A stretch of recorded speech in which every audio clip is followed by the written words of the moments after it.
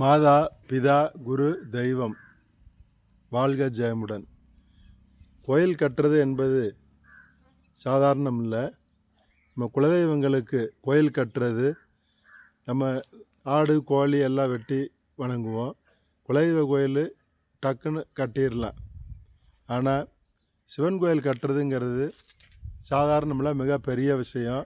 சிவன் கோயில் கட்டணும்னாலே அந்த கோயிலுக்கு உண்டான அந்த இடத்த பூரா சுத்தி பண்ணணும், குழிக்கணக்கு போடணும், நட்சத்திரி நட்சத்திரம் கரணம் யோகம் எல்லாம் பார்க்கணும், ஜீவன் பார்க்கணும், நேத்திரம் ஜீவன் பார்க்கணும். பார்த்து அந்த குழிக்கணக்கு பேசுகிற மாதிரி டயத்தில் ஓரை பார்த்து பச்சி பார்த்து கரெக்டாக ரெடி பண்ணி அந்த இடத்த சுத்தி பண்ணி கட்டணும். அதுக்கு அடுத்தபடியாக அதுக்கு கோயிலுக்கு சிவபெருமானுக்கோ அம்பாளுக்கோ எந்திரம் வைப்போம் கீழே. அந்த எந்திரங்கள் இப்போ நம்ம கட்டுற கோயிலெல்லாம் 9 எந்திரங்கள் வச்சுருக்கோம். ஒவ்வொரு தெய்வங்களுக்கும் 9 எந்திரம். அந்த எந்திரங்கள் பிரபஞ்ச சக்தியை வாங்கி ஸ்டோரேஜ் மாதிரி கூட்டி நமக்கு வெளியிட்டுக்கிட்டே இருக்கும். அதனால் நம்ம அந்த எந்திரங்களுக்கு 16 லட்சம் மந்திரம் இங்கே ஏற்றிருக்கோம்.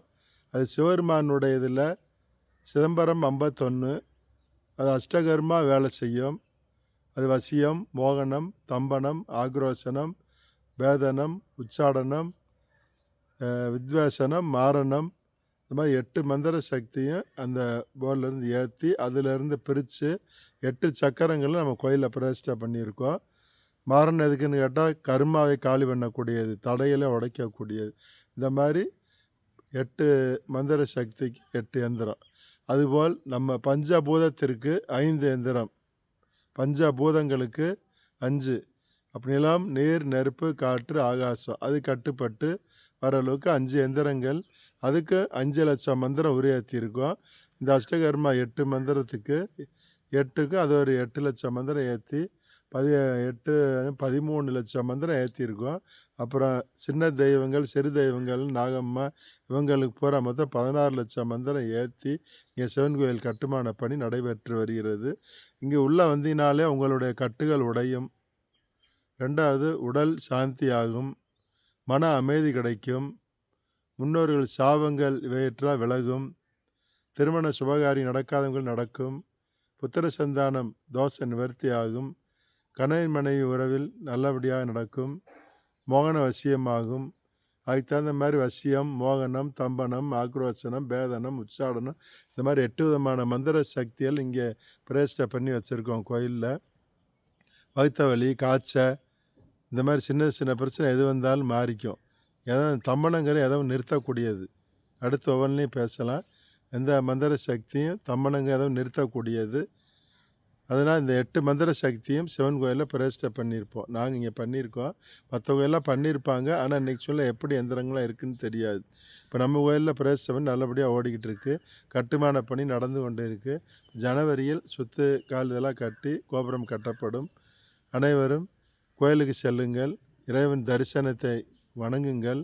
கண் மூலியமாக அந்த சிவபெருமான்கிட்ட இருக்க சக்தியை வாங்கி கண் மூலியமாக நீங்கள் சக்தியை உடலுக்கு எடுத்துக்கும் உடல். 2வது உடல் ஆரோக்கியமாக இருக்கும், கட்டுகள் உடையும், நோய்வாய்கள் வராது, திருஷ்டி ஆற்றுக்கொள்ளார் இது சம்மந்தப்பட்டது விளைவிக்கும், புத்தி மாறாட்டம் கட்டுகள்லாம் உடையும், சிந்தனை ஆற்றல் வரும். மனம் அமைதியானாலே சிந்தனை ஆற்றல் வரும். மனம் அமைதியாகும்போது உடல் நலம் நல்லா இருக்கும்.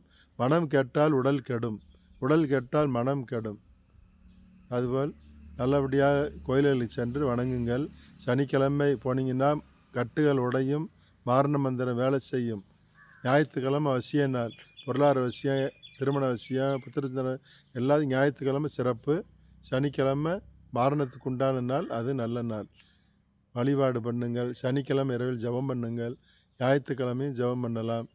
நல்லபடியாக வாழ்க்கையை கடத்தேறுங்கள். உடல் நலம் வசிய, நீண்டாயுள் வசிய, நிலையான செல்வம் வசிய.